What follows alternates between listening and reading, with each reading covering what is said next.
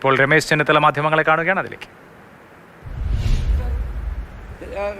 ഹൈക്കോടതി ബെഞ്ചിൽ നിന്ന് അനുവാദം വാങ്ങിയോ? അപ്പോൾ ഈ കാര്യത്തിൽ ഗവൺമെന്റിന് ഗുരുതരമായ തെറ്റ് സംഭവിച്ചിരിക്കുകയാണ്. 2 ദേവസ്വം ബോർഡ് മെമ്പർമാരും 2019 മുതലുള്ള മന്ത്രിമാരും ദേവസ്വം ബോർഡ് പ്രസിഡന്റുമാരും ഭരണകൂടവും തിരുവാഭരണ കമ്മീഷൻ അടക്കമുള്ള ആളുകൾ മറുപടി പറയേണ്ട ഗുരുതരമായ ഒരു കേസാണ് ഇപ്പോൾ പുറത്തു വന്നിരിക്കുന്നത്. ഇത് ഭക്തജനങ്ങൾ ആകെ ആശങ്കയിലാണ്. കോടാനുകോടി ഭക്തജനങ്ങളാണ് ശബരിമലയിൽ വരുന്നത്. ആ സാധുക്കളായിട്ടുള്ള ഭക്തജനങ്ങൾ അവിടെ അർപ്പിക്കുന്ന കാണിക്കയാണെങ്കിലും സ്വർണ്ണാഭരണങ്ങളാണെങ്കിലും മറ്റ് സ്ഥാവര ജംഗമ വസ്തുക്കളാണെങ്കിലും അതിനൊന്നും യാതൊരു സുരക്ഷിതത്വമില്ല എന്ന് പറഞ്ഞാൽ നമ്മൾ എവിടെ നിൽക്കുകയാണ്?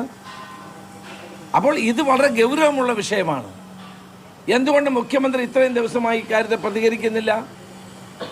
ദേവസ്വം ബോർഡ് മന്ത്രി എന്തുകൊണ്ട് പ്രതികരിക്കുന്നില്ല?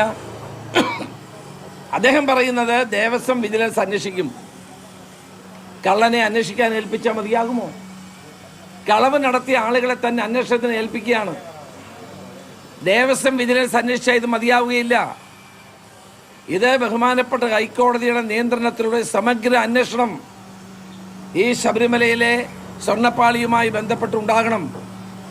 2 മന്ത്രിമാർ 2019 മുതലുള്ള 2 ദേവസ്വം മന്ത്രിമാർ ഇതിൽ മറുപടി ഉത്തരവാദികളാണ്. മറുപടി പറയണം.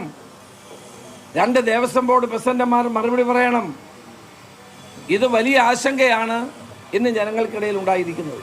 ആരാണ് ഈ ഒരു പോറ്റിയുടെ ഭാര്യ ഇപ്പോൾ പുറത്തു വരുന്നുണ്ട്. ഈ പോറ്റി ആരുടെ ബിനാമിയാണ്? ചോദ്യം ചോദിക്കുന്നു രമേശ് ചെന്നിത്തല.